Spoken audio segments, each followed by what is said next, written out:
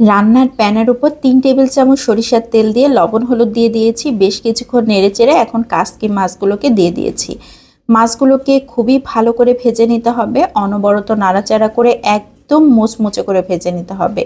তো এইভাবে নাড়াচাড়া করতে করতে একদম মুচমুচে হয়ে গিয়েছে। এখন মাছগুলোকে একে একে উঠিয়ে নিচ্ছি।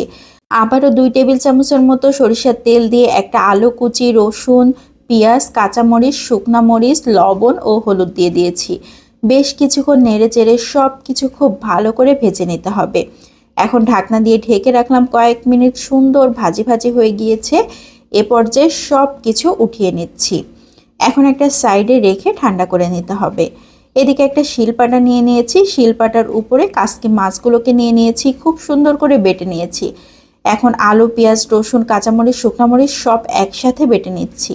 সব কিছু বাটা হয়ে গিয়েছে। হাত দিয়ে সব কিছু আবারও খুব ভালো করে মেখে